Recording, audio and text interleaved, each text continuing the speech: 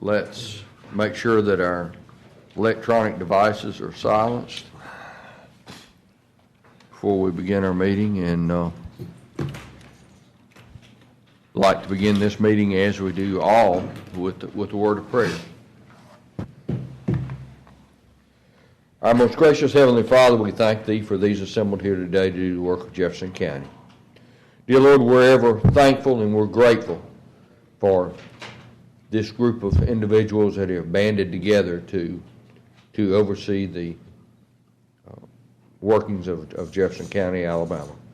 Dear Lord, we thank you for all of our staff. We thank you for them. We thank you for the good health that you have given us. And as we are about to embark on this meeting today, we ask that you give us the wisdom, the strength, the courage, and the guidance to do the right things for the people of Jefferson County. Dear Lord, we ask that you keep us safe, that you touch those who have been afflicted through the COVID crisis, touch them with your healing hands, and give them the strength and courage and the guidance to move forward. Dear Lord, keep us, guide us, and protect us. We ask these things in Jesus' name. Amen. Amen. Okay, everyone, thank you very much. Let's begin. Sheriff, do you want to, if I step outside, you're a busy man, if I let you go first, you would normally come out of District 3 agenda, Mr. Jefferson, but would you mind go ahead and doing your presentation first? Sure, we won't be long.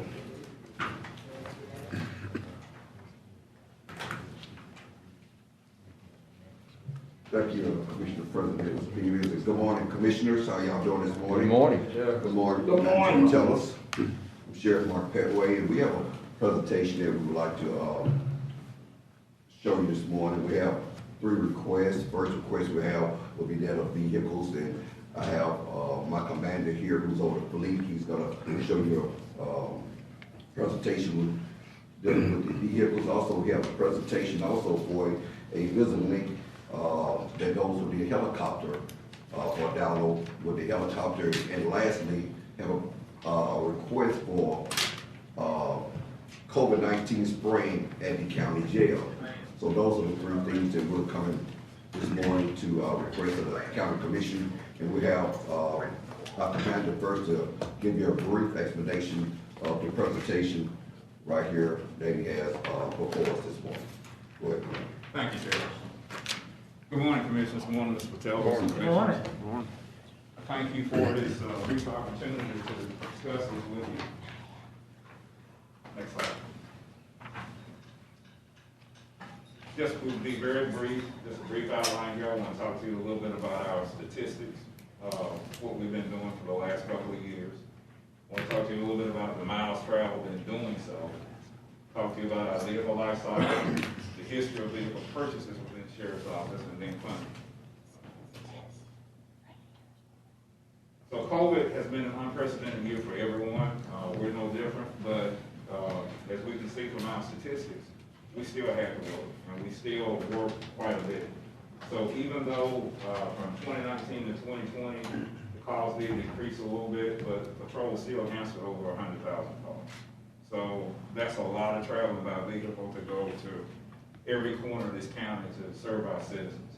We see papers are still being served to the tune of about 50,000 papers. That's deputies in cars going to businesses and residences to make sure that the court processes are served. Warrants were served to the tune of about 16,000 in 2020. So these numbers show that 2019, no COVID, 2020, COVID, throughout, we're still performing and needing the vehicles as a platform in which to perform. Next slide. In 2020, we traveled over 5.8 million miles. That's just looking at these divisions right here. That's a lot of traveling, and that's a lot of traveling in our vehicles. And there's wear and tear involved in that. So the vehicles do not stay new forever. They do wear out and they do break down. So right now we've come forward to where we are as a Sheriff's Office fleet right now. So right now we have 38 vehicles that have greater than 150,000 miles. And as a vehicle ages to that point, it's prone to break down. And as our vehicles break down, that affects our ability to respond to 911 calls to assist our citizens. That affects overtime for us. That affects backlog and overtime for fleet as they try to repair our vehicles. And the next thing I want to show you here, though, is that in the next mileage range of 125 to 150, there are 63 vehicles that are in that category.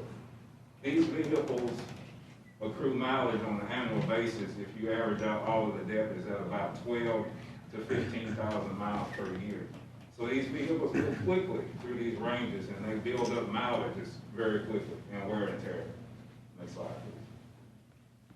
At the Sheriff's Office, we've learned to maximize the use of the vehicle. So from beginning to end, we continually move our vehicles from division to division. We place our newest vehicles in the patrol division because they're the 911 responders. We want them to get there. We want them to always get there safely. And as the vehicles age there, we move them to other divisions where the vehicle demands may not be so heavy. But in the end, it takes about 8 to 10 years for a vehicle to cycle through. And by the time it gets to that 8 to 10 year mark, it's completely worn out. Next slide. This is a brief history of. This is the brief history of the Sheriff's Office and where we have been since 2003 with the purchase of vehicles. And you can see in 2003, that was the first large purchase of Crown Victorias. And we go from there to 2004. And in those intervening years of 2004, 2005, there were other vehicles purchased along with that as well, unmarked vehicles. But we see when we get to 2006, there's a steady decline. And that steady decline, of course, matches the county's financial issues until finally we get to 2010 where we only purchased 4 new vehicles. So as the mileage metric I showed you before, when deputies are putting 15 to 20,000 miles per year on a vehicle, these 2003 vehicles at that time were pretty much over. So during that time, we went to a refurbishment program, and from 2009 to 2015, 165 vehicles were refurbished. Those vehicles did not do well. They were worn out, but it was still just a way to keep things going. Next slide, please. So as we look at 2013 to present, we see that in 2013, funding became available. 42 Tahoes were purchased. 2014, there were 25 unmarked vehicles purchased. 2015, we go to a stage where there were 59 Tahoes purchased. 2016, we see 39 there, but there were also unmarked purchases as well. So from 2015 all the way up until 2018, there were level purchases of about 60 vehicles per year. That put an incredible infusion into the sheriff's fleet. Things got better, and things started to turn around. So we get to 2019, and we drop to 15 vehicles. And we're at 2020, 27, and we're here today possibly with 25. And I can tell you, from my experience from the past to now, 25, 27, and 15 is headed downhill. It's not going to help our situation moving forward, considering that we put at least 5.8 million miles per year on these vehicles. Next slide, please. So just to balance and show you the difference between 2003 to 2010 and 2013 to present, we're headed kind of sort of on the same trajectory. So right here in 2021, we have the opportunity perhaps to put some more funding toward this and send the numbers back up, we hope. Next slide, please. We believe that the regular replacement of at least 1/7 of the fleet, of the sheriff's fleet, of the regular assigned vehicles, will bring us and sustain us at the level of operation that we need to be. If we do this, it's already proven from 2015 to 2018 that this works. So, we submit to you, we would like to see that happen this year. We're a little bit behind now, but still, if we can accomplish this, we will make sure that the sheriff's suite is sustainable and that it will, moving into the future, we won't go back to the way it was from 2009 to 2013. So that concludes that. Are there any questions? Anything I can answer or clarify? Yeah. Yes, sir. I think so.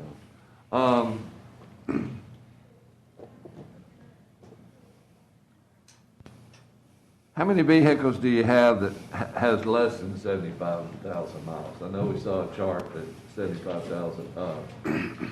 Less than, I have to get that number for you, but virtually the remainder of the fleet will have less than that. How many total units do you have? There are about 502, Okay. including all of the specialized vehicles. Okay. How many, a vast majority of those are patrol vehicles, though? The We're vast- talking about replacement. Our main concern is replacing patrol vehicles because they're the first responders, and we want to make sure that they get to their calls effectively. How many of those? We have 173 persons that are generally assigned to patrol, but then along with that, we have 63 school resource officers, and some of those officers, the non-contracts, receive these types of vehicles as well. And then we have deputies in our warrant division.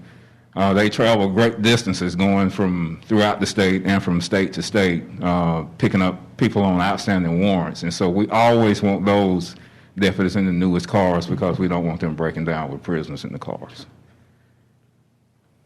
I have one more. You had the 5.8 million miles last year. Do you have any other data to kind of show that that's a trend?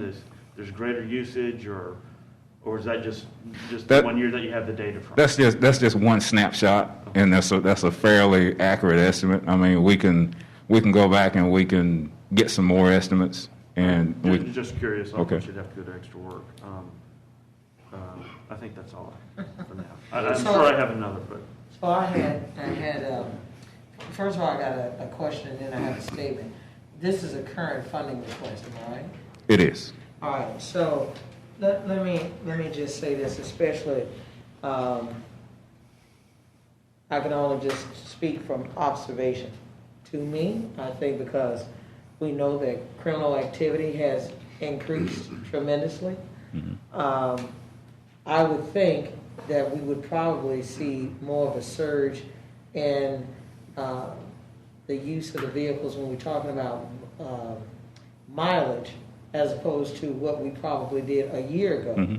Some of that is attributed to the pandemic, when you think, because of the current state of the economy. But I will tell you this, which I have been very thankful for, is that I'm seeing more of a consistency as it relates to those things that we as a commission have asked for. I do want to thank the sheriff publicly because we've had testing sites. We're now going into another phase of hopefully being able to properly provide vaccination sites. And you all have been there. I know that even with the various food distribution sites that we had, I mean, I'm not thinking at all that this is going to be something that, in my opinion, is coming for free. Just because you all are there doesn't mean that that's not the case. I was interested in what you talked about, the sanitization about the jails. I know that when I was asking Dr. Wilson in terms of where COVID is probably more susceptible, and according to what he told me, it was the housing community, obviously inmates, and then in our senior communities. And so is there for any reason particularly that we didn't continue on with the cleaning and sanitization of the jail? The sheriff mentioned that, so he would be able to answer that for you. Yes.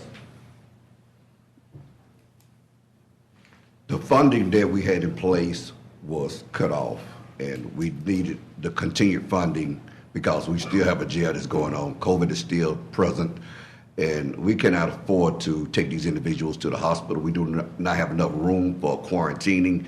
If we can keep the place sanitized as much as possible, we can do a great job right there at our facility. So we need continued funding for sanitizing in both our jails.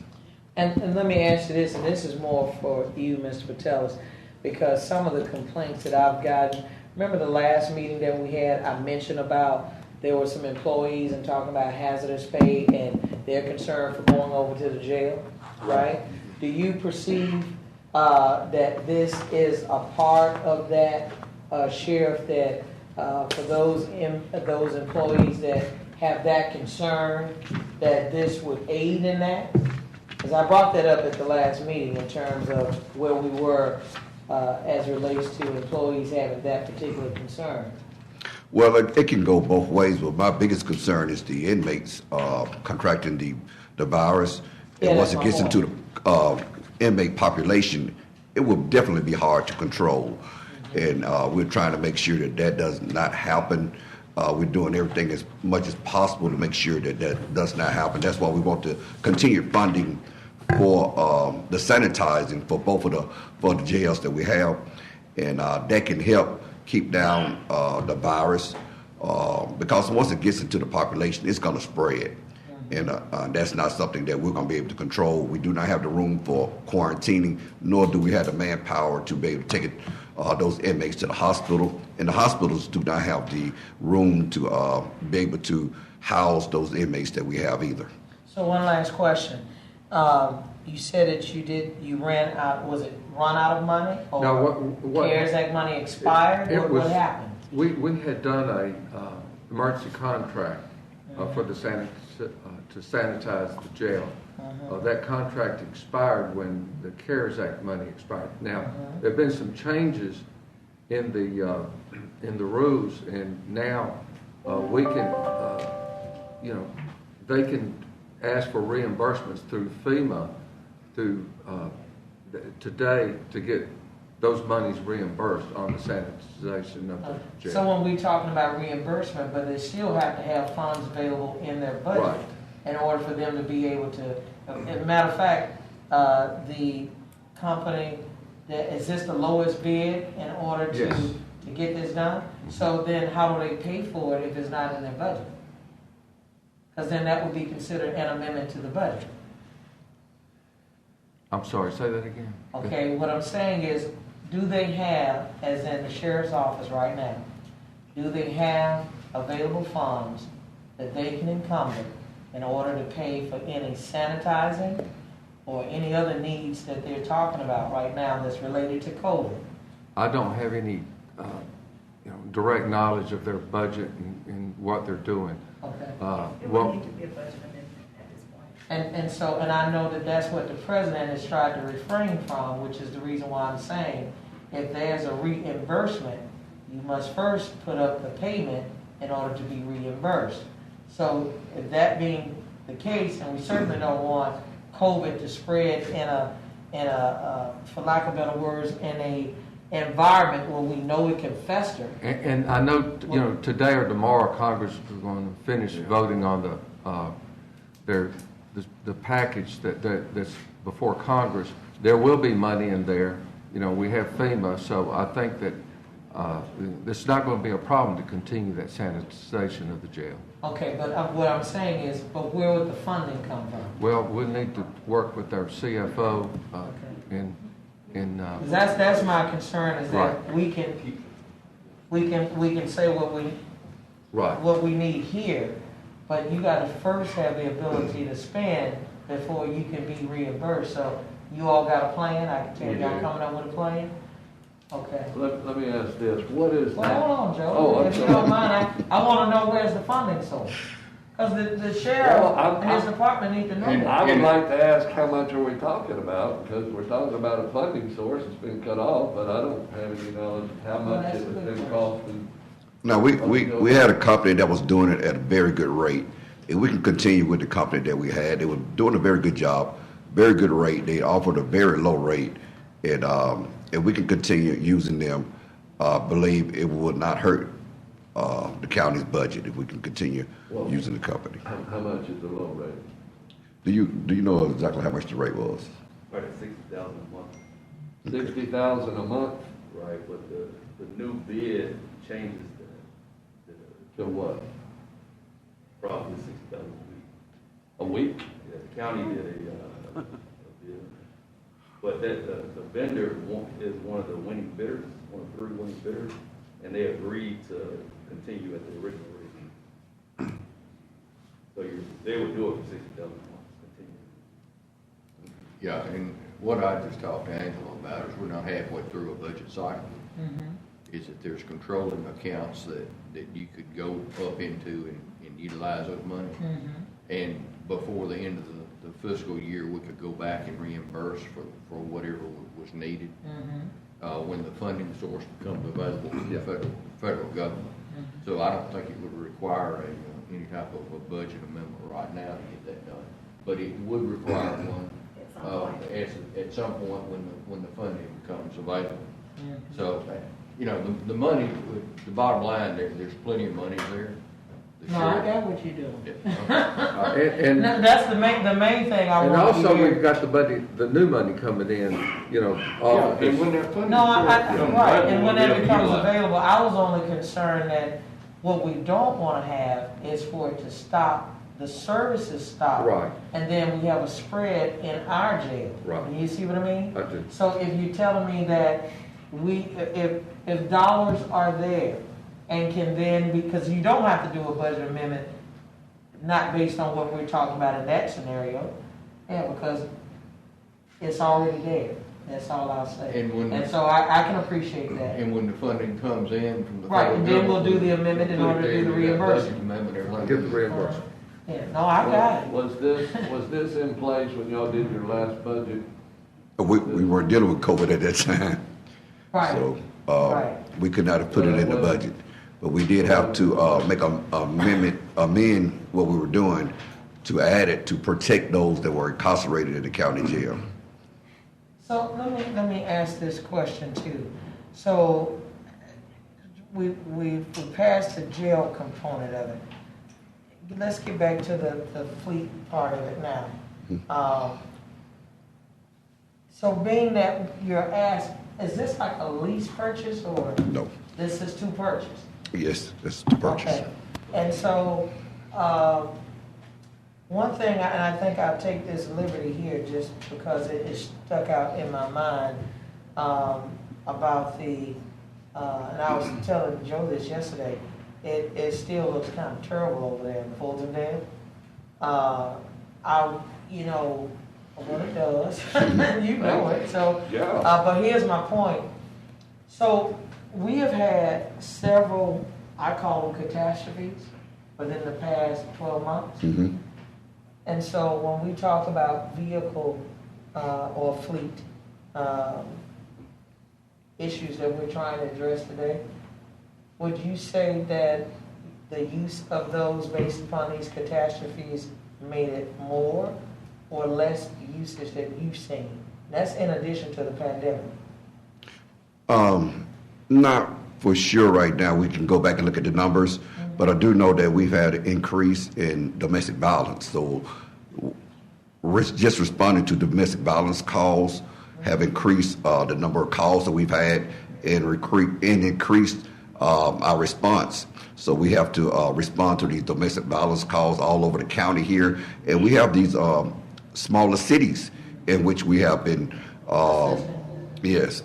So that's why I'm talking about these catastrophes, because I saw that the county had a large presence when I came through Fultondale. That's correct. And it wasn't just for one day. Right. Now, what I observed is that they were there basically until the roads reopened. That is correct. And then even since then with the cleanup, because like I was telling Joe yesterday that you still had some valuables in the area. I didn't tell him that, but I was just saying I didn't realize that certain things were still in a really bad state, so you got to protect that. And I applaud the county for that effort, but I really like the idea at some point that if you share with the commission, I had a lot of questions when we went in the helicopter. And I think it was just a small amount of money that was being said that this can be used when we have these catastrophic type of incidents. And that is, at the right time, if you bring it up, I'd be interested in the commission hearing it, because I didn't know we could do all of that with this one. that is the next, air transportation. that is the next item we will be talking about, but we did, Okay. I don't want to get ahead of it, I'm sorry. we did help Fultondale out to the fullest extent that we could. And we had a very, very large presence there. Search and rescue was immediately done. We were there to keep out looters and those that were coming there to scam the residents of Fultondale. And you arrested someone while you all, that's what they told me in the morning. Immediately, it started immediately. Someone was arrested along the lake, not the lake, but what is it, the creek? Okay. There was a creek path, domestic violence case occurred. Right. I mean, I was shocked at that we stopped the rescue effort to get him and go back, but, okay, that's it, I don't want to say anything. And to clarify on these automobiles that we've got, they're holding 25 for us, and that's what's available for this year. They've stopped production on them, so right now that 25 is really all that's there and that is available to be utilized. And I think Commissioner Knight is going to come forth at the next meeting. Those are on hold and scheduled for us. And Sheriff, you were aware of that. Yes, sir. And so this was just kind of a formal announcement. Had we not already verified these cars, we would not be able to get them now today. Right. So these were done for that. And of course, we'll continue to work, make sure that's done. What's the next thing?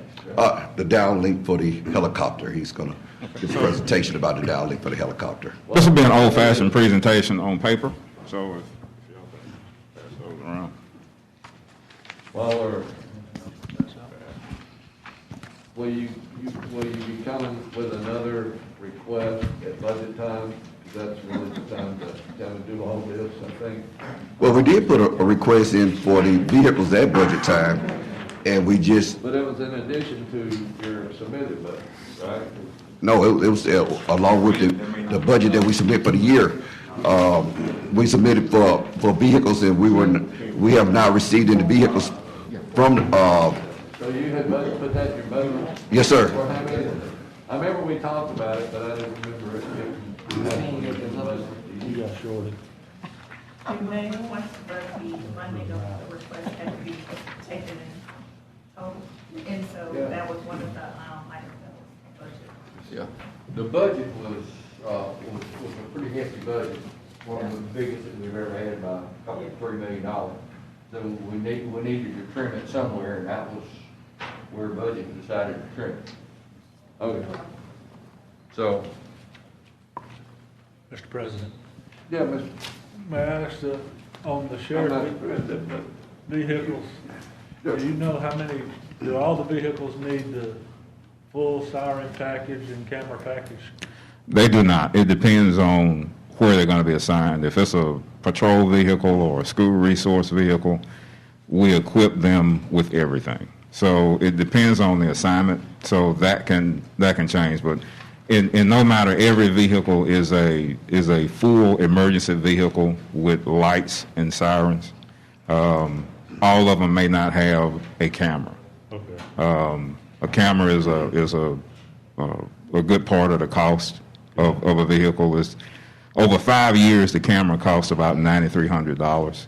The upfront cost for the equipment is about $3,300, but then the rest of it is in subscription over the next 4 years. Well, the quote we got, Commission, for the lights package is about $9,000, and the camera package is $8,000, and then the radio, all the other ancillary or various items. So the total cost of all that's about $22,000 per vehicle. And the vehicles, the Tahoe, we got a good bid on at 35 or 33. But those packages, that technology helps us so much. It's expensive. The technology is expensive, but like I said, on the camera, you're only going to be on the cost for that in the current year for about $3,300 for the equipment, and then the rest of the camera cost is broken out over 5 years. So it would blend into a budgeted cost over. Is the, so you mentioned Tahoes, I mean, obviously that's the majority of the fleet. I understand that the Explorers are not as expensive. And if you're looking to extend the fleet and resources, Cal, do you know the cost of a? I think it's about $2,000 difference. It's not much of a difference, but then to the resale value on the Tahoe is a lot more. County can easily sell these Tahoes that we take out of service, out of commission. They can put them on gov bid, and they can get a great deal on those Tahoes that we have, whereas those Resale just not as high. no, it's not. What about, So and we, Fleet's talked about a cycling program to where you're getting them out to where they're not to the point where you do have good resale and get them into these smaller departments that really need them versus holding on to them until, like what you showed in your presentation, where they're just really. That would require, right, that would require some regular replacement, and that would require additional funding for vehicles each year. Is that a part of your fleet management plan? That's what we would like to see that. We would like to see, instead of replacing 1/7 of the fleet, which would be a vehicle replaced every 7 years, and by the 7th year, that vehicle is pretty worn out, maybe be able to reduce that to 5 years, or reduce it to 4 years. And then I'd love to see an overall plan like that shows more long-term. Right. And how can you do it to where there's cost savings, but your folks stay in there and. sure. And that will produce cost savings, because the first year of a vehicle is primarily a warranty period. I mean, a couple of oil changes at the dealer, so there's not a whole lot of maintenance costs involved. Second year, you may be looking at brakes and tires, battery. Third year, you may be looking at some minor components in addition to those things. But when you get beyond the 5th year, you could be looking at some major cost to that vehicle. Right. Okay, I'm sorry, I took off. But I was about to say, I would think, just based on my understanding, is that if you have these. Commission me. Sorry. You lied. And I hope that when you come back with that 5-year plan, because the one thing that I hope that we're all mindful of, and I'm sure we are, is that when you're speaking of a police vehicle, in use is totally different than a private use. So therefore, you're going to probably need it to be more 5-year than or less. Because other than that, I mean, the bad guys are going to outrun you. You're absolutely correct. And I'm being very clear. I'm not saying that to sound facetious, but there's been a lot of activity that I've observed, and I'm just being very candid with you.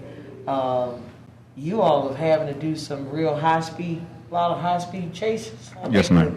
And you gotta stay with these folks. So anyway, make a long story short, I'm hoping that we'll get really to a lease purchase, so that we can be able to have a turnover in the fleet, and not trying to manage what you all do, but this is just a recommendation, so that we don't have to be concerned with paying for maintenance that supersedes the cost of what it takes in order to keep it. Yes, ma'am. Am I making sense? You're making perfect sense. This is a good presentation, it's a good plan, but this is something that needs to really come forth with a plan at budget time, so that we can maybe get it on track, so that we don't have to come in here in the middle of the road. But I understand, 2020's been a goofy year, so let's move on. Sir. You got your cars, let's move on to this. Yes, sir. All right. Okay, so the air support unit operates one aircraft primarily for law enforcement purposes. Commissioner Scales, I think you were mentioning when you were out there and you saw the unit leave to go and answer a call in Helena. Well, from Fulton Dale to Helena, it took them about 9 minutes to get there. And when they got there, they were able to get on scene. They were actually able to locate the suspect on their infrared camera, and they actually were able to talk the Helena officers into it. So it's an incredible resource, not only for our county, but for all the cities within our county and surrounding counties as well. Because anything that affects Jefferson County or anything around us has the ability to affect us. So VisLink is a video downlink technology that allows the camera that is equipped within Star One to broadcast the video that it's capturing to vehicles on the ground or to the cloud, where it can then be viewed by other officers or anybody who has a need to do so. If you look at this page that says IMT VisLink AVDS, I'll just walk you through a little bit. The main transmitter would be equipped in Star One, and it would broadcast this signal to either handheld units or to tower-mounted units on 2 of our radio towers. Those 2 towers are situated, one would be Ruffner Mountain, and the second tower would be the Oak Grove Tower in Oak Grove. The signals from those towers would then be sent by fiber to a rack-mounted server, which would be either in our metro area crime center or in county IT. And from there, that signal can be transmitted to the cloud, where it can be downloaded by personnel with iPhone devices. It can be downloaded by personnel with access on computer devices. Now, initially, the quote that we had quoted only 1 tower.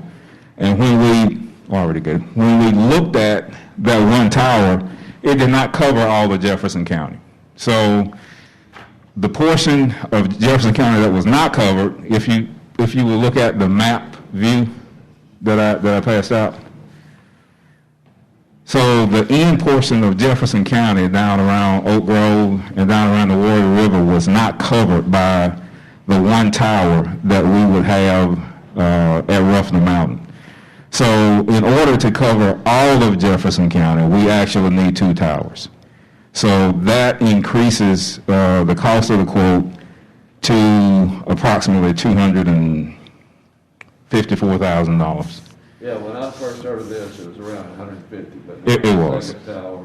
We do need a second tower to cover that, to cover the whole of Jefferson County. Okay. So if we just stop short, then those citizens down there would not have the benefit of this technology and Star One. Question, Yes, ma'am. what exactly does this particular technology that you're proposing to us, can you give me the features of what this does to help in fighting crime or anything else? So the features will be, as for instance, in the disaster scenario, Star One will be able to fly over a much larger, much wider track of damage than a drone ever could. So if there's a 10-mile track of disaster, Star One can fly over that area and live stream that imagery to anyone who needs to see it. So is that live stream back to folks on the ground so that they can take action? Where does that imagery go to? That imagery will go to... What is its destination? The destination will be to other personnel on the ground. It could be to political leaders who need to make a decision about the extent of damage. If we needed to circle back and show you something else, we can also do that. So the controller here, the decoder, is required at each location where it needs to be sent to, or is this at a central location? That's at a central. Okay. Central so then location. it can be transmitted to. Right. So EMA. I mean, it doesn't matter where. The signal can go to whoever needs access. We can grant that access to whoever needs to see the stream. I have a question. How long will that tower last? I would have to get that answer for you. As far as a warranty period, I can get that answer for you. When we envisioned Star One and its utilization for Jefferson County, we had envisioned having partners that would share in the cost and the maintenance, and as we were utilizing it in Jefferson County, different municipalities, and in surrounding counties, such as the Helena area, that they would help bear some of the cost of operations. Has any of that come to fruition? The city of Birmingham has partnered with us because they've hired a full-time pilot and assigned him to us. So the city of Birmingham has done so. What about the maintenance of it? And if you have operation costs where you have fuel and maintenance. If you have an aircraft, you set aside a certain amount each year based on the number of hours of operation of it. And when you do that, if we're indeed going to utilize this throughout the area, we need partners to help share this cost, because this helicopter was a reach for the county commission when we did that. Well, understanding how good it was going to be for the community, but as we do that, we need those partners to buy in and to take ownership, and because they're reaping the benefits from it. Well, so far, one of the larger partners has done just that. The mechanism to get other agencies, smaller agencies, to do that. We can explore that and see what that looks like. Commissioner, on our GIS, that's what we've done in order to provide that information to all the cities and the people who needed that information. We've partnered with Birmingham, Hoover, and other communities to help pay for the GIS program. Because in the past you had, Hoover doing their thing, Birmingham doing theirs. Now we have the one GIS service, which Sri had really worked hard to get that put together. And I think that's a very good plan, as Commissioner said, is to go and work with the other communities in Jefferson County so that we can do this. Well, we actually need another helicopter. Well, Yeah, that's what. or depending on this equipment, as more and more departments and EMA are buying into these drones that have this same capability, that's a lot cheaper than buying another helicopter. And if you have one in each one of these jurisdictions, then you have the availability of getting it out immediately with the first responders. So do we need another helicopter, and what's the lifespan of this helicopter and this equipment? It's for budget and future conversations. So No, but I agree with you, Jimmy, because that was the question that I asked of him when we got down to the ground. I noticed that Birmingham had 2 officers that basically took us around the area. But one of the questions that I asked is, what are the multi-purposes for which you can utilize it for? So it's different when you're only utilizing technology in order to be able to prevent crime or to solve crime. But when you're talking about, there were some other things, if you don't mind to share, I was pleasantly surprised that even in disaster type of scenarios where you all can use this aircraft to be able to get needed materials that perhaps you can't utilize the ground. You can be able to get it from the air. Right. It can be equipped with a lift, and we can lift and lower equipment, personnel from the air. We do not have a lift at this point. No, I know that. Right. But I'm saying, since we're talking about it, right, that was one of the things I asked is, well, what else can you use this aircraft for beyond that? So that's why I'm agreeing with you, Jimmy, that if we are utilizing it for more than just, we want to just view the area that's been devastated, but we can use this to be able to take medical supplies, food supplies, those kind of things. And you can use this aircraft that if you can't travel on the ground, you have access to the same community, and you're doing it by air. And one of the big things that Star One does is it mitigates vehicle pursuits, and it can make those much safer than what they currently are. So when this aircraft is over the over a pursuit, they have the ability to see everything from their view. And from their view, they're able to call the pursuit, allow the officers on the ground pursuing the vehicle to back off, to ease up, and let them, from an altitude, view where the subjects go, and then talk the officers in to them to make the capture. The days of, with an aircraft like this, equipped as it is, the days of officers on the ground having to pursue at all costs, we can mitigate that. And that can be mitigated for not only our agency, but for any agency that conducts a pursuit.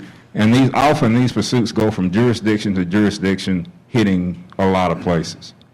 So, and that downlink technology will allow personnel on the ground on their MDTs in the car to see it. They'll be able to see it and, know that Star One has it, they have the subject in view, and be able to do that much safer. Now, the entry and everything, does that go to the MAC Center? I'm sorry, Jimmy, that was my only. Yeah, and what we need to do. MAC Center? It can go to the MAC Center, it can go to a handheld officer on the ground that has that capability to the vehicles. But what we need to do is we've been 50 minutes on this and we need to move on. This is a great presentation that we need to have during our budgetary process. But the things that we needed to work with now, I think we're good. We have permission to go forward with the spraying of the jail. What, spraying the jail? You good with that? Angela, Yeah, but I want the 60,000 per month, not the 60 per week. Yeah, the 60 per week. Isn't that what you said, is that the lowest vendor agreed to go back to the original price? I mean, I was listening very attentively. Yeah. So That's what he said. Yeah, and to do that, now, one thing that I've noticed, that there's been a lot of broken windows at the jail. Are they getting replaced? What's Carol? They're blocking They are. We're putting metal across the windows to keep that from happening. Okay. And until we get all that done, once that's done, then we're going to replace the windows. Okay, that just, Down to the 7th floor. So when you drove by, I said, wow. So to be clear, hold on, Joe, just a minute. So to be clear, what we've accomplished today is the spraying of the jail for COVID. And Cars. I'm sorry. Cars. And the cars. I wanted to be clear what we approved that. So that should be on Thursday's agenda, right? Yeah, we will work those through the agenda. Well, it's not on. Yeah. Figured out something. So, and then this other link, we need a good overall presentation of this cost of this chopper because it's getting exponentially higher. And number two, a good plan for, the question I had is, are y'all getting reimbursed by the state for your state prisoners on the dinks and the dunks? Well, I think it goes to the county commission. It doesn't come to us, but we do put in for it. So we do keep up with that. So it doesn't come directly to us. What is that? The state reimbursing for us housing the state inmates over at the jail. Now, the County Commission Association, they've been working on a plan with the state, and at some point, that hadn't been released yet, but there will be money coming for that, because we have a lot of. I thought it was already covered, or supposed to be covered. Well, I don't think it's. We've been in talks. I don't think it's hit yet, no. Discrepancy about the amount that we were requiring and the amount that they want to pay. So we can work some of that out. Okay, we'll get it worked out. Sheriff, thank you. Thank y'all. Appreciate you. Have a blessed day. Thanks. Thank you, Clint. Hold on, Sheriff, Yes. hold on, Jimmy, before he leaves. There is an ask based on UAB and a clinic site, vaccination site. So our CARES dollars, would that take care of them being at a site, if that site is to be Are they being reimbursed for done very soon? I think. No, we can get reimbursed from the feds. But once this package passes, today or tomorrow, whenever they're going to pass it, then we'll have more information over the next couple of Well, the weeks. reason why, hold on, Joe, because the reason why I'm asking this is in short order and UAB is not paying for it. And what I'm making sure is that they're being asked to be on site for traffic control and security of UAB's equipment. let's do Like this this. is next week, and that's the reason why I want to make sure we don't want to Get your quarterback. staff to get with Justin in my office. Okay. And we can work that out. I sure will. Thanks, Sheriff. So you got it, Sheriff? Commission District 1. No, That's but it. that's for me and Joe. And No, I was actually, making sure. actually, you have items on the agenda. Yeah, I'm about to He's say, telling you to go back don't to throw work. me under the bus, He's Jim. calling you to go back to work. Well, I'm staying at work now. All right, so I'm sorry. Thank you, Jimmy. I'm sorry. Thank you for that clarification. Public Works, Community Services, and Intergovernmental Relations Committee. We have one item, which is Baird Contracting Company, and this is for on-call sewer services. And you want to address this, or is that? I move. Second. All right, it's been moved and properly seconded. All those in favor, let it be known by saying aye. Aye. We only have one item of business. There was a $10,000 community grant that was given to Springville Road Library, which is the second highest used library in the city. And so at any rate, since due to the pandemic that they had closed, they're going to now use those dollars for ADA compliant doors and touchless faucets. So I just wanted to make sure that everyone understood what that item was about. Do you have any questions? Second. Has been moved and properly seconded. All those in favor, let it be known by saying aye. Aye. Aye. Thank you. So Thank the you. requested amount was zero, but you just transferred. Just it over transferred. from what Yeah, that's you all it used. was. They had to repurpose the money since they've already received it. Oh, okay. Commissioner Tyson. Good morning, everyone. Good morning. I have our Community Development and Human Resource Services Committee. We will be going to Dr. Hamilton of the Department for Community Development Services and Workforce Development. Dr. Hamilton. He's coming. There he is.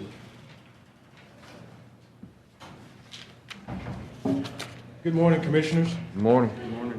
We have 8 items today. The first item is with ESA, or Engineering Service Associates, for the observation inspection of the Microdory Storm Shelter 2 in the amount of $42,360. Move it. Okay. Number 2 is an agreement with Costin General Contractors for the construction of the Microdory 2 storm shelter. There's a pen and ink. The amount should be $771,163 with $266,523.21 remaining. Number 3 is related to our general fund storm shelters. The first one is for site work associated with the storm shelter in the amount of $133,051. The second one is for site work in reference to the Graysville General Fund Storm Shelter, also for site work in the amount of $82,034. The fifth one is the People Development Center Amendment 2. They've been delayed due to COVID, and we want to extend that out until June the 30th of this year. I want to pull number 6. And we'll bring that back. We still have a little issue to deal with on HUD on that one. Number 7 is a release of lien for Mrs. Geraldine Watson. She's paid in full her mortgage. And the last item is with the Microdory Area Fire Apparatus Cooperation Agreement, which will be with the Microdory Fire Department. This is just simply a cooperation agreement that explains the requirements and regulation of the program. And we've set aside $300,000 in federal funds. What is an aerial fire apparatus? It's actually a fire truck. Fire truck. Ladder truck. Oh, okay. Move items 1 through 8, with the exception of number 6. Second. Okay. I Do you have a question, Commissioner Knight? do. I just want to make sure that Ms. Diliberto got that pen and ink change that you... We had already mentioned it to Okay, him. good. Yes, sir. All right, that's it. All right, thank you. Okay, items 1 through 8 have been first and second. All in favor, say aye. Aye. Okay. Ayes have it. That is the end of my report, Commissioner. Okay, Administrative Infrastructure Committee, Roads and Transportation has 7 items. Is there any particular one you I'll have? do 1 through 7. Second. Have a motion and a second for 1 through 7. All in favor say aye.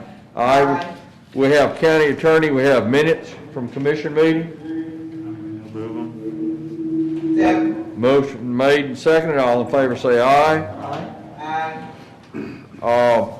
County manager, we have a Swaggart contract amendment to include planning and zoning meetings, increase amount of Swaggart live streaming vendor contract to include our planning and zoning. Move it. Second. We have a motion and a second. All in favor say aye. Mr. Market, you had something? Yes, sir. On the Grass Mill Road project, there is a company looking to move in the city of Irondale, a good retail company.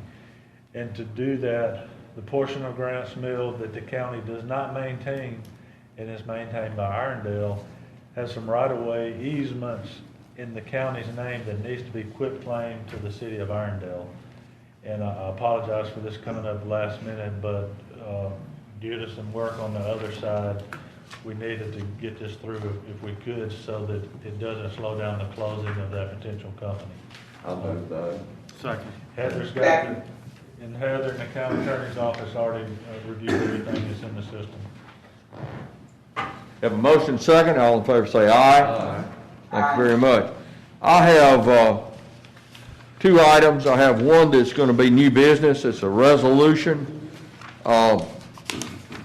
that is actually going to appoint the Warrior River Authority Board of Directors. We've had a death, and through something that happened prior to my tenure, there were 2 others that came up on the same day, so they left 3 vacancies. What I've given you is I've given you the applications for the new individuals, and also a reallocation of the time that each will have on the board, so we will not have 2 or more to come up on one time, so we will be able to keep the continuity of the board. The new member, 2 is reappointments. The new member is Darren Holmes, which has been out there in that area forever. It's Don Holmes' son. So I'd like to get that approved as new business, one item of new business, if I I'll could. move for immediate consideration. Second. Motion for I immediate. have a question. I do. So is this the form you've been talking about, that when we have people that put on board, place on boards? Because I've never gotten a copy of this, I just saw it. Right, yeah. The opportune time to bring it up. Yeah, that'd be good, and I'll get you a copy of it, too. Okay, thank you. All right, we have a motion and a second for unanimous consent for consideration of one item of new business. All in favor say aye. Aye. Any opposed? Aye. Any opposed? No I opposed. So move for approval. and we have a motion for approval. Second. All in favor say aye. Aye. Thank you. We have the City of Adamsville debris removal and monitoring MOU. Move the item. Second. Motion second. All in favor say aye. How many, I know we're working on this, do we have a good list of who is and who is not in the MOU on debris? You know, we got, Yes, sir, we do, and those are being retooled. As soon as the ACCA finishes with the new bid, we're sending them back out this year, so we'll be letting you know. okay. And we didn't have as many as I thought currently in place, so, we'll work with y'all to try to encourage all the cities to sign up. Yeah. I think a good example is what happened this year. It is. The city Right. wasn't, an MOU, so. that's all. Right. Commissioner Knight? All right, finance, we have our illustrious Ms. Dixon here, who will answer any and all questions you put forth on the finance. I will do my best. Good morning, Yeah. Commissioners. Morning. Okay, we have our normal and usual demand report, item 2, 3, 4, purchasing agenda report, purchasing exception report, and encumbrance report. Do we have any questions on those items? The next item, number 5, is our Jefferson County Credit Union statement. Item 6 is our Regions Bank statement. Item number 7 is our resolution to approve transfers for year-end between operating and capital funds.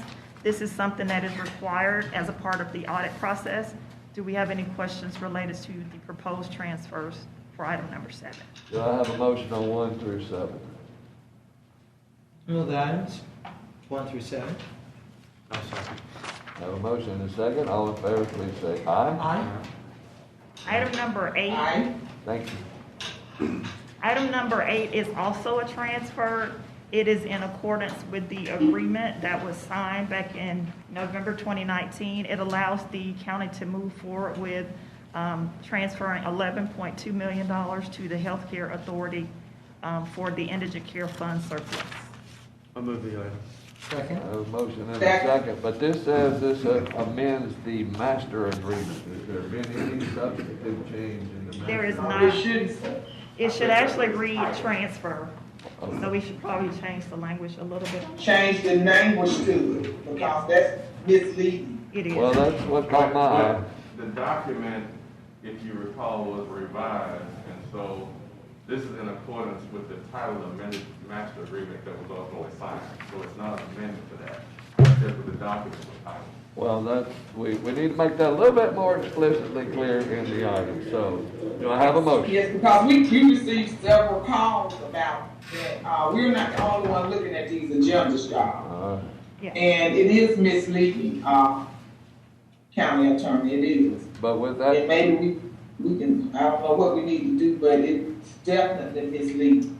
so, Could we change it to We transfer? don't have to title it that. We can say the master agreement for agenda purposes, but that's the formal title of the agreement. So we can do a pen and they can call it in accordance with the master agreement. well, that, yeah, That way it won't be. that way you're not putting up a radar that says you're changing the master agreement, like what changes? So, do I have a motion on the amendment? Move the item as amended. Second, Have a motion, second. All in favor, please say aye. Aye. aye. We also have our multiple staff development Move it. and individual Second. staff development.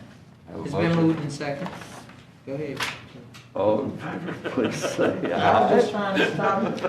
You're just trying to move this thing along, wasn't you? All right. I don't blame. Okay, thank you. All right, developmental services. Good morning, Commissioner. Good morning. Morning.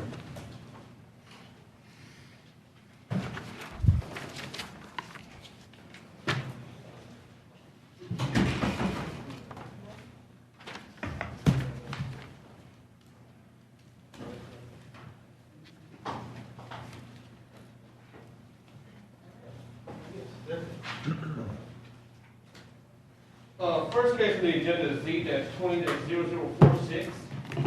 This is down off Morgan Road, and it is adjacent to an existing garden home development. Originally, the developer proposed to do townhomes at this location. Then after they went to the Planning and Zoning Commission meeting, they came back and amended their request to do garden homes. Currently, they propose 33 lots. Looking at the density of the adjacent development from which it would be accessed from, the staff recommended that before the Planning and Zoning to limit it to 29 units or 29 lots, just to keep the exact density of that development to the north. But the Planning and Zoning Commission felt that the difference between the 29 and the 33 was minuscule and went on with the density that they proposed. There were several people in attendance for this particular request. A lot of those folks lived in that Rice Creek neighborhood from which the development will be accessed. Again, this would be something that would sort of mirror what they've got going on. I think that them and the developer have come to some sort of agreement about homeowners association with regards to maintenance of the sign, with regards to some items regarding the construction of the houses. And again, that's items between them and the homeowners association, or the developer and the homeowners association, and something that we sort of stayed back on simply because the county didn't require that in the Rice Creek development. But that could be something that you may want to grill the developer on. Planning and Zoning recommended, again, approval with the restriction of the number of lots to 33. and with a stipulation that a construction entrance be located off Highway 52, subject to the Department of Road Transportation. Again, that's just to keep all of the construction traffic and equipment and heavy equipment and all this off of the roads in Rice Creek subdivision, which were just recently paved as a result of coming back after several years after the recession and coming to these older developments that hadn't been completed at the time. And so, like, again, they just finished their roadways, and a lot of the concerns, too, that the residents raised had to deal with that access. But that entrance is on the developer, right? Yes. Okay. Do I have a motion? Move the item. Motion. Second. All in favor, please say aye. Aye. 2000Z200047. All right, this request is for a rather large property that's on the backside of an older subdivision in Fultondale. The subdivision in Fultondale is developed at something like a county R1 standard, but due to the size of the property and the proposed agricultural use that the new property owner wants to use the property for, he requested the A1 zoning. There was some question in the beginning regarding the particular structure that he wanted to place out there for his home because it is sort of unique, okay? However, it will have to abide by the International Building Code, and this will qualify as any other single-family residential dwelling within the county. Again, rather large lot, he does want to do some planting of some trees, some strawberries, that sort of thing, and I believe he's receiving some sort of USDA loan to do all this with.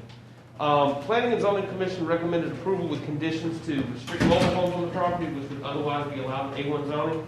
And it also restricts livestock on the property as well, which should curtail any sort of negative impact on the adjacent subdivisions there. Yeah, I was looking, it looks like a barndominium. Yes. And that was actually the listing.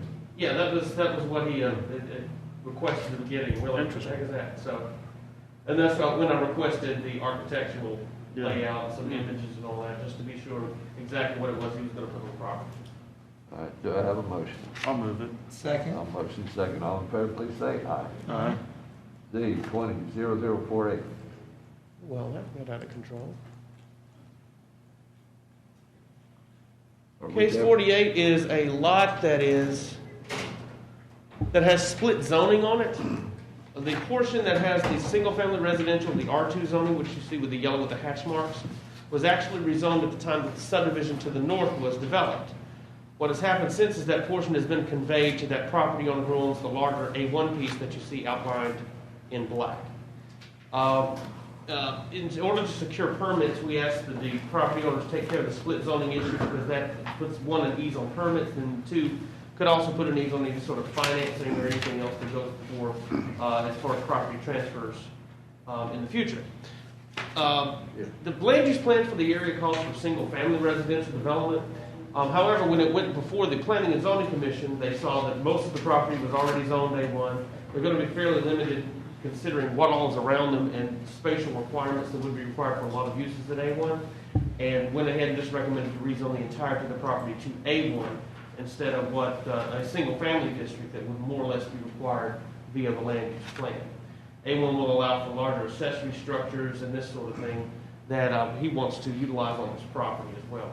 And again, I will also state that this property is at the end of a sort of a private drive that's somewhat secluded from the rest of the single-family development along or within the area. What is a sort of private drive? A sort of? That's what you just said. Well, it is a public right-of-way. Okay. But what you see, though, is, and you'll see here on the map here, that it only services a very few properties, and all of the rest of them are zoned A1. Okay. So, I mean, it's not like you're traveling through a single-family development to get here, nor do you have to travel through this property to get to a single-family residential subdivision. Okay. Do I have a So motion? it functions as a private drive. Move the item. Have a motion? Second. All in favor, please say Aye. Z21001. This is out in the rural areas of western Jefferson County. It's a small, or relatively small piece as it's surrounded by large corporate-owned tracts. It still retains an industrial zoning, and the individual who owns the property now wants to put residential use on it in the future. There's some questions about access, there's some questions about, it being surrounded by industrial zoning. But all those, we've been talking with the property owner, and he understands that as well, so. Move. Have a motion. Second. All in favor, please say aye. Aye. Z 21002. Several months ago, the commission approved the request for garden homes for the larger property that is that sort of surrounds this one. And if you'll see on the screen, that was the site plan that was approved, is surrounded or is highlighted in the purple. I didn't mark our colors because this went before P&Z in February. Yeah. So what they're wanting to redo now is this other property that is along Old Rocky Ridge and incorporate that into the development. And in this instance, the Planning and Zoning Commission recommended limiting the number of lots to 4 so that the overall density of the development is equal to 3.3 units per acre, which is the same density of the development down the street. The Magnolia Cove Road, see in the aerial image? So this will maintain the same density as that development once incorporated in with that larger piece. There wasn't any opposition at Planning and Zoning Commission hearing, and I haven't received anything via email, phone calls, to my knowledge. This is the one that had they reduced the number of units in the circle, and we had the barrier on the backside issues. And so now they're just taking those 4 and reduced them, they got it passed, but now they want to add 4 back on the front side. Well, they took those 4 from that property, but they're adding additional property to it. Okay. This is for additional property that they're adding. The gentleman So on all the in house all, next to him decided to sell, which they tried, the previous owner tried to get him to do it previously. Okay. And so I moved it. You're good? Second. Have a motion and a That's second. apparently good. Second. All in favor, please say aye. 21003. All right, this last case that we have, and as you'll see from the zoning map, it's sort of surrounded by the city of Gardendale and will in fact have access from within a subdivision within the city of Gardendale. This piece of property is on C2. The portion to the north of it used to have like a community pool or some sort of recreational pool, and this was rezoned at the same time as that, but has since been carved off and conveyed to someone else. And he's requesting A1 zoning. He wants to do a large accessory structure for his RVs and boats and things like that. Planning and Zoning Commission recommended approval with some conditions restricting no mobile homes except for temporary emergency relief purposes. At least 1 acre shall be required for each livestock animal, horse, or similar animal. I don't believe he's required, or he's desired to have that. Also, no more than 20 fowl per acre shall be permitted, and any all commercial agriculture is prohibited. And that is in keeping in line with what the requirements of the city of Gardendale would have as he's accessing through that subdivision in Gardendale. Do I have a motion? I moved it. Second. All in favor, please say aye. Aye. And I want to know who is the person that goes out and counts those fowl every week to make sure there's no more than 20. You know, y'all hire me some great inspectors that I can send out there to do things like that. All right. Jefferson County Board of Health, Household Hazardous Waste Day. Move it. Have a motion? Yes. Good? Have a motion? Is he coming in to speak to us? I thought, I moved that. she moved. Got any questions? I got a motion in a second. Sounds You got good. anything to add? No, it's a good event we do every April. Yeah. And, Where's this one gonna be? it's gonna be at three Bessemer. different sites, Bessemer, Irondale, and Gardendale. Okay. Have a motion second. All in favor, please say aye. Aye. Aye. Thank you, Jeff. All right, I have, Human Resources. We have the Living Donor Leave Policy Rule 5.5.8, which came up a couple of weeks ago. I carried it over. There were some questions. My questions have been answered. Do I have a motion? I'll move it. Have a motion Second. and a second. Second. All in favor, please say aye. All right. Aye. Thank you. I moved the grant. I have a community grant. I have a motion. Second.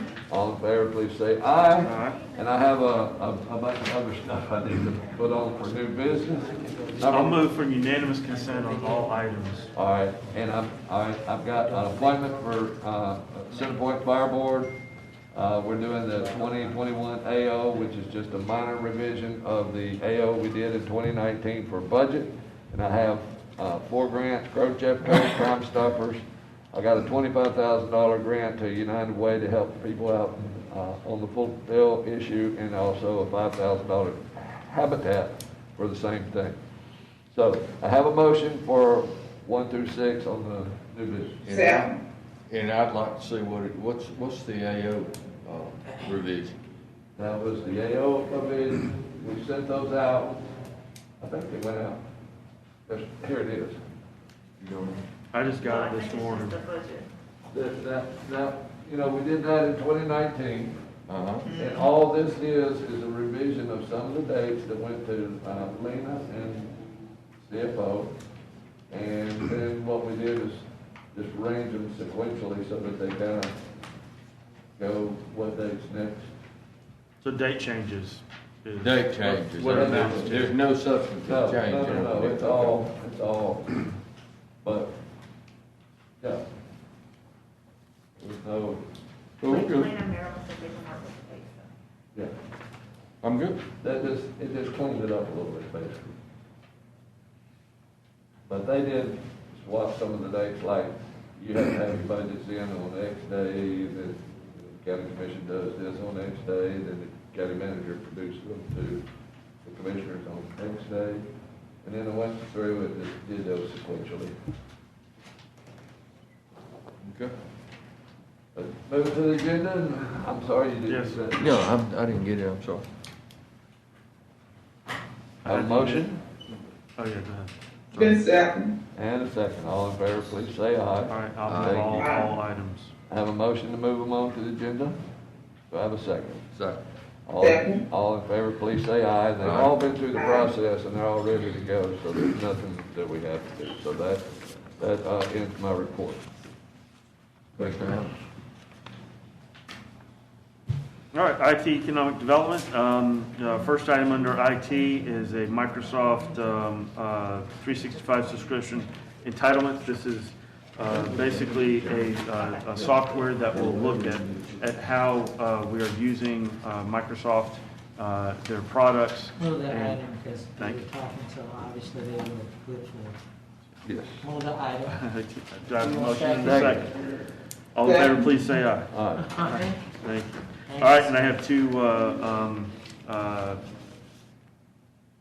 grants. One I am supporting along with Commissioner Tyson for the By Faith Food Pantry, and the other one is for Children's Hospital. Before we move, well, we can go ahead and move it, but I wanted to add to one of those, and yeah. All right, you want to add? Yes, I do. All right, which one? On the By Faith Pantry. Does, obviously, is it serving your area? I'm asking. From my area? Mm-hmm. I'm assuming so. Okay, because when I saw it, Pram and I were talking about it. Mhm. So I wanna put 2,000 to this, and then we'll do the necessary paperwork. I'm sure. We're we just did- adding on to the current, to Yeah, this okay, then, grant, so we don't have to do anything more. We'll just have So I'm Danielle gonna add put it. $2,000 to it, Okay, so that we can, and then Pram will take it from there. And then I'd like to be provided a contact, because if it's what I think it should be, then certainly we want to make sure that we have that support. okay, I move the amended item. all right. Do I have a second? Second. All in Thank favor, you. please say aye. Aye. And the Children's Hospital grant, Move the item. do I have a second? Second. All in favor, please say aye. Aye. All right, thank you very much. That concludes. Not to get on the food thing, but I'm still in the tornado relief area. I'd like to go back. Is Michael still here? I think he just stepped out. Okay. On I- which one? On this 3315 Morgan Road. Y'all ran through that pretty quickly, and I didn't get a chance to address anything on it. That's where Hang they're on. doing the 4-lane there on Morgan Road, which is You don't know. just south of us. I was looking at, as it went through, I was actually reading the letters of opposition to it. Did any of the Was that the U.S. first one? commissioners get a chance to look at that No, and see what the neighbors wanted? No, but I was gonna say, Mr. President, let me ask you this. But we were only initially approving it for it to go to, Just to the agenda for public hearing, right?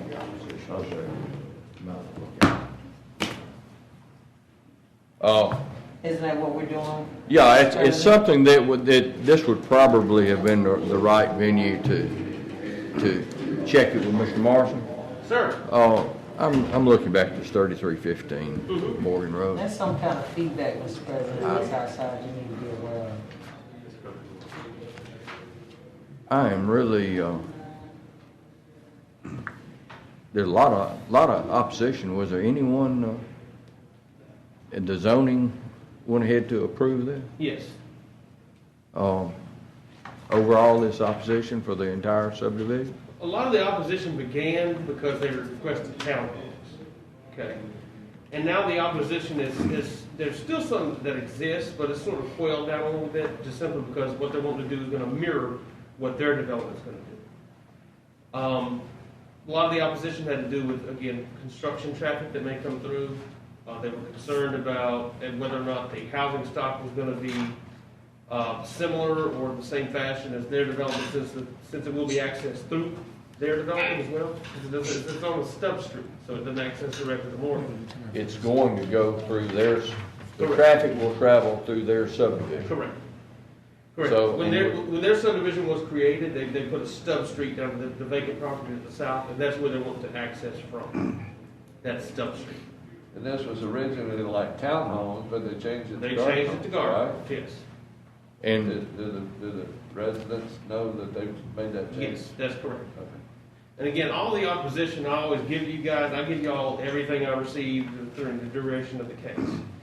And again, there was some that came back with some requests or some concerns, again, about primarily construction traffic, which I think P&Z tried to address that with the recommendation that they have a construction interest directly from Morgan. And also the density restriction that P&Z had put on them would be something similar to what's there now. Again, going back, staff looked back and said that 29 lots would be identical to the density, but again, P&Z found that it would be minuscule to erase the 4 lots. And I guess the most troubling letter that I had was the one that was signed by the homeowners association. Correct. And all of the members that were there. And I believe that letter was addressing when they had requested for townhomes. Yes. Anyway, I have an opportunity to call them and to check and see between now and then. But what we need to do in the future, we need to make that be a more visible.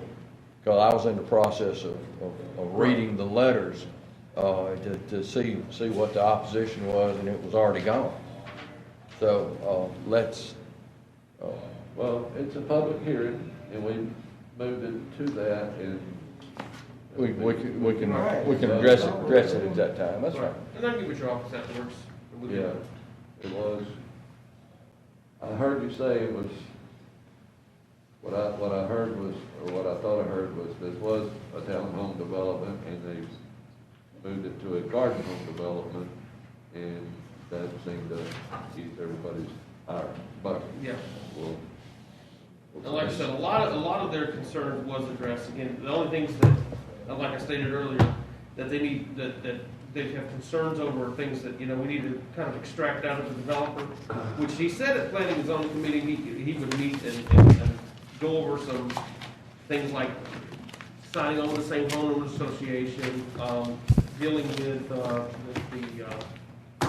type of construction that the houses would be, and all that, and try to keep it in harmony. But again, from a county standpoint, we didn't require that of their development. I don't know that that's appropriate for us to require those private restricted covenants on this development down here. I'm guessing the situation's changed out there.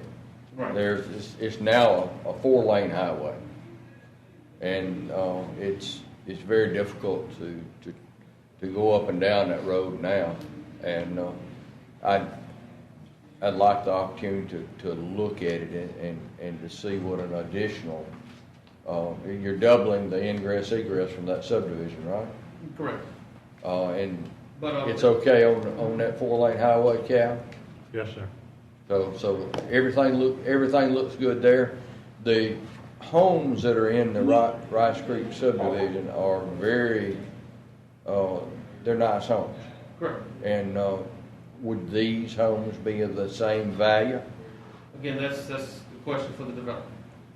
Well, Once we get into these sorts of- if we're going to approve something, Well, They again, I would should just, be- correct. Again, I would just caution that Okay. we kind of toe a zoning line with those sorts of things, because you don't want to step on anything that could be considered a violation of fair housing. well, at the same time, you don't want to put Understand. 1,100 or 1,200 square foot house with $1,900. Correct. Okay. Correct, yes, sir. I mean, I agree, but like I said, I just kind of. That's what, thank you. That's all I was going to do when we So, pass. Mr. President, then let me ask this question. Are you asking at this time that we delay the item until you have further investigation? No, there's a public hearing. That's all. Public hearing on And so it's this. already I been just need advertised. a clarification of Okay. what was going on. And I can act accordingly now. Thank you. There's no anything else. Thanks, sir. Well, see, Man, get out there, and then you gonna. well, at least you had your mask on. Uh-oh, David, we getting too comfortable again. You know, we used to say, God bless you, but now we say, oh, God! All right, that brings us to the end of this meeting. I think I'd like to begin with Mr. Tellis. Yes, sir. This is the reason Alan Collins showed up to the commission Yeah, meeting. it wasn't because of us. And I see your lovely wife who has been supportive and your wonderful daughter. So you have something to say. I have something to say today, and again, I want to say that after 34 years of public service in many different jobs throughout the years, and 10 years here at the county, that I want to announce my retirement this year. I don't have a date set, but I just want to give you a heads up that I do plan to retire this year. I've got a couple of projects I'm still working on. I want to get those done. But it's been a pleasure and an honor to work with you. You know, and I think what I enjoy about this job the most, I love my job, and what I enjoy about this job, we work as a team. You know, the commission, the county manager's office, the executive team, the county's attorney's office, you know, we've done this. And when you look, you know, especially this year has been a very difficult year with the pandemic. And our employees, they came to work and continue to work. We continue to provide the services. We had to make major changes. We had to, you know, we had to restructure the way that we do business so that we could provide the services. And thank God that we didn't have to furlough or lay anyone off or do a reduction in force. According to Governing Magazine, there was over 1 million employees from county and city governments that were furloughed or reduction in force this year. We didn't have to do this. Last year, with the leadership of Angela Dixon and with the help of Travis, who has always stepped up to the plate, we were able to pass a structure balanced budget. We're going to do that again this year. We have strong reserves. And so we're in financially in good shape. So it's a good time for me personally to retire, but also it's a good time for the county. We have all of our leadership team in place. We have hired some great people throughout the country, from Oregon to Wyoming to Texas, Georgia, Florida, and even within, you know, the Birmingham area. We've had some great people. So our leadership team is in place. They know what they're doing. Our directors, they know what they're doing, and this is a good time for me. Now, my wife, I have here Teresa and Stephanie. She's been after me for years to retire, and you know, and I've been putting her off. So she's here to verify that I'm going to go through with it today. But seriously, it's been great, and I feel very fortunate that the county is where it is today. It's a good time in my life to retire, but also it's a good time for the county because we got the folks in place. We exited the consent decree, and I remember Judge Smith, he asked me several years ago, he said, Mr. Patelis, are you going to stay with us until the consent decree ends? I said, I told him, I said, Judge, I'm going to make that commitment that I'll stay.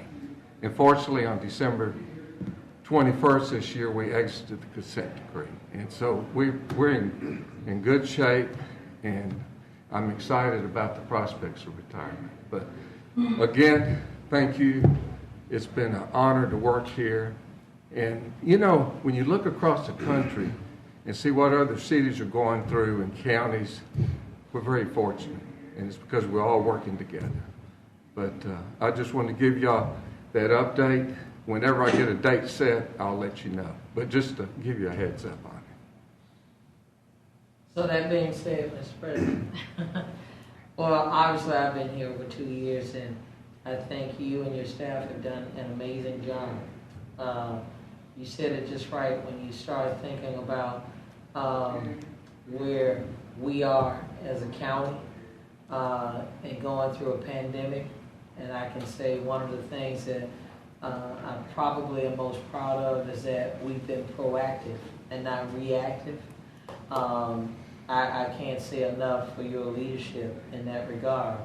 Obviously, that's going to be an interesting dynamic for the city, county. But I will tell you, just with the 2.5 years of me being here, that it's been always good to know that at least if we couldn't come up with the answer in the meeting, and we found a way to make it work. And I could hear a little tremble in your voice, so I'm going to just say that Ms. Patelis, I said to myself, maybe perhaps you should have, I don't want to just be taken out of the wrong way. So I'll just say, I know you all had an experience with the pandemic itself.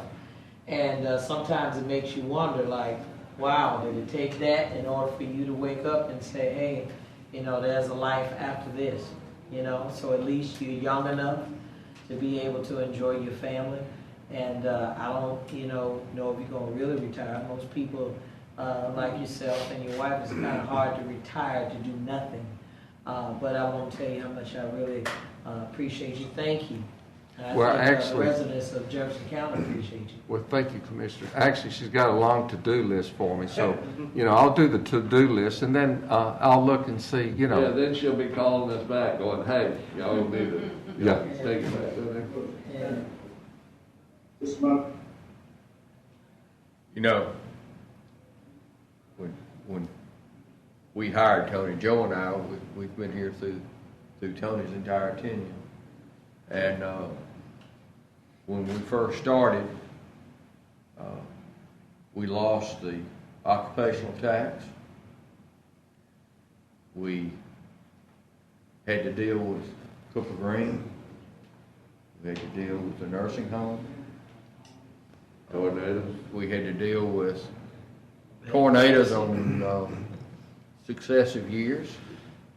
The 2011 was, any tornado is terrible, but that particular one covered so much area and it was horrendous, and loss of life it changed what we do.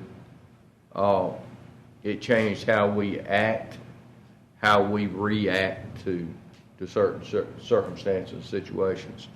And we've worked together to get that. We worked through the bankruptcy. We worked through the sewer crisis. We worked through the consent decree. And if you were to check all of those lists, Mr. Tellis, you were very prominent in getting us through each one of those. And we appreciate your service, and it will not go unnoticed in the history of Jefferson County. Thank you very much, and we wish you and Teresa and your family the best. It's bittersweet that we say this, is it, through our entire tenure, you've been here. So it will be a change. And, but one thing about life is filled with changes, and this will be a good change for you. Yeah. And this county will move forward and continue to prosper because of the foundation that you and this commission has laid. Thank you, my friend. Thank you, Commissioner. And with when we changed the form of government, 2011, county manager form of government, and I was here 40 days, and then we filed for the bankruptcy. And as you know, I'm of Greek descent. A lot of my friends says, you know, you put a Greek in charge, and no wonder you filed for bankruptcy. So, you know, but it was. We had a lot of challenges. We worked together through the years, and I've been a lifelong resident of this county and will continue to be. And just, it's a sad day for me because I love my job. But you're not going yet. You talking like this your last day, but you're not going. No. I'm gonna be here a little while. So. Well, one thing you said is that last year was a rough year, and you were right. But the whole tenure that you've been here hasn't been really a cakewalk, you know, over the years, as Jimmy has enumerated all the events. But one thing I'll say, Tony, is that through it all, you were stable. You were right down the line. You wasn't all over the place, and you were a guiding light for that stability that helped us all do what we had to do in all your staff, and you never wavered, buddy. Even when you had your illness, you were still right there. So that's the one thing I appreciate about you. And number two is, you know, we all have, I think John Wooden said it, we have your reputation and your character. And there's a little bit of a difference. Your reputation is what other people think of you. But your character, who you are, and you're top-notch to me, buddy. Thank you for your service. Thank you. Well, they've kind of taken all the thunder, but there's a little left, I guess. They've mentioned, you know, everything that you went through with you guys, and I mean, just the change in government alone had to be a difficult process, and then the bankruptcy and all the things that have already been mentioned, even going through your cancer. So you've had a lot of battles, and so that really makes you a warrior. And being the new folks, appreciating that warrior mentality, but still doing it from a very logical and steadfast standpoint. And appreciated your public service, you know, going back to your days in Hoover as well. And I know the people of the citizens of Hoover missed you when you left, and will miss you when you're gone from the county as well. Thank you, Commissioner. You know, through the years, in the early years, I almost lived in legal office. I mean, it was just, you know. And I remember going to the legal office and asking them a question about the new form of government, and they said, well, I really don't know. This is all new to us. And so, but, you know, I don't spend that much time in legal anymore. But through the, you know, leadership of Theo Lawson and Sean over there, their leadership helped us out. And, you know, we finally got out of the consent decree, which was, you know, Jefferson County committed to doing the right thing in 1982, and we finally did. You have a legacy. You have a legacy along with you two. You really have a legacy of what this county has come through. So that makes you guys warriors too. Maybe that's why Joe is looking. And you know what, Jimmy, before we close, I will say this, as being a wife, I've been keeping it. Jimmy, if you can kind of sit back just a little bit, if you don't mind. You want to see her? Oh, absolutely, because I've been watching her the whole time. Oh, she got a big smile on her face too. Yeah. Well, but I also saw her over there wiping her eyes too. Okay. Let me say this to you, Tony. I'm clearly aware at 50 that you come with a family, you leave with a family, and that's the reason why I said I really hope that you're going to take this time to enjoy your family. When Joe and Jimmy start talking about the various places you've been, when you sign up for politics, of course she knows, being a judge, she had to be elected to. It's wear and tear on your family. And you got to keep that together. But you're young enough and you've survived enough to know how to enjoy one another at this stage in your life. I'm clearly aware from having adult daughters that it's a beautiful thing to have them at home. It's another thing for you to start living and start enjoying life And so I'm glad that you're just young enough to recognize the seasons and then being able to smell the roses and appreciate your family. Because that's all you got when you leave out of here. That's all you're going to have. Joe was talking about, your reputation and your character. But your character and the family that loves you, they're not into the county manager. They're not into all these various positions you've had. They love you. And so I'm glad that you read the tea leaves finally so that you can reward your wife to be her husband. And so that's why I looked at it. Because sometimes people think, you're making selfish moves, but that's a great reward so that she can enjoy, you all can enjoy one another. So I would say it's probably interesting how it probably came about. But sometimes you just have to slow it down and say, let me enjoy my family. And so my dad will be 76 this year, so somebody should be telling him that, but he's still not hearing that. But I'm happy for you, and I did want to say congratulations again. Thank you, Commissioner. Jimmy, Commissioner Tyson. I've already talked to Tony, so I really have a whole lot to say. I wish him the best of luck. I know he's going to have a blast being retired. And I know as being human beings, we are selfish because we don't want to see even suffering people. We don't want to see them pass. And then when people retire, we don't want to see them leave, to actually spend time with their family. So I had built a relationship with Tony, I feel, before I came on the commission. So I know that people had their own opinion of me coming on the commission of what they thought I would be. But I felt like Tony knew better than anyone on the commission because of the conversations that we had before I became a county commissioner. I appreciate him giving me a chance and an opportunity to just care and be the conscience of the commission and to try to take care of the citizens within Jefferson County. And he gave me that opportunity, and I feel like, he just gave me a balanced chance, and we're gonna miss you. Thank you, Commissioner. There being no other further business, this meeting is adjourned.